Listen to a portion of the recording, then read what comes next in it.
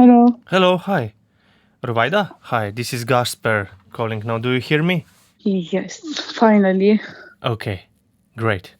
Ruvaida Amer je 30-letna učiteljica in novinarka z juga Gaze. I'm Ruwaida Amer, a journalist, freelancer, and teacher from Gaza. I'm in south of Gaza Strip. I live in the south. Okay, I'm not in the north. My work, my life, my school, and all my life spent in the north, in Gaza City.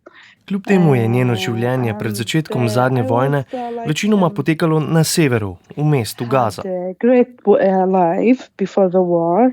I go to my work every day, meet my students, friends, and after my work as a teacher. Pripoveduje, da je imela dostojno življenje. Vsak dan je poučevala ter ustvarjala novinarske prispevke in dokumentarce.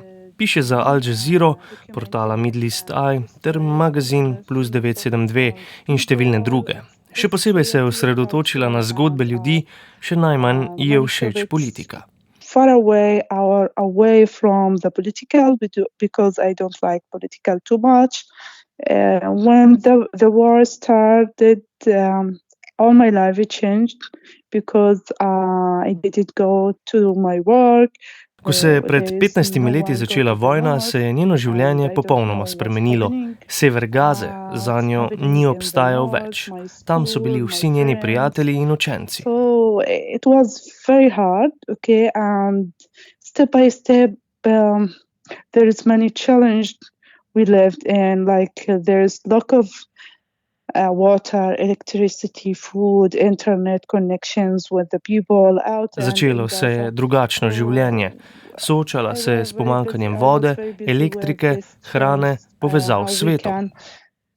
Solve all the problems because the war was continued. Med vojno je ključno preživeti. Nekaterim njenim prijateljem in učencem ni uspelo. Yeah, we are waiting ceasefire. Zdaj je končno na obzorju premirje. I think it's very important to live in safe. In security, you can move and go anywhere. Ruvaida Amer pravi, da je varno življenje ključno, da se lahko prosto gibaš in ti ni treba ves čas razmišljati, ali te nekdo bombardira ali ne. Zamišlja si, da to pomeni konec neprestanih preletov vojaških letal in dronov. Go anywhere, you can meet anyone, like my family, my friends, I can go anywhere and I can work. Varnost pomeni, da se lahko srečaš s komerkoli, z družino, prijatelji. Znova lahko greš v službo. Ruvaida zadnjih 15 mesecev ni v živo poučevala nikogar. Okay, I hope to be the ceasefire forever. Okay, because we need to live in safe. We want to live in peace because I'm always say that. Želi si, da bi to premirje bilo dokončno. Mir je namreč nekaj najpomembnejšega. To je vse, kar si trenutno prebivalci Gaze želijo. Ruvaida pa se zaveda, da je mir pomemben za vse ljudi na svetu.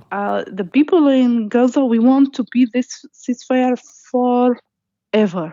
And we are asking the world to save this agreement to be forever, okay, and don't happen anything. Tudi zato svet poziva, da trdno podpre to premirje.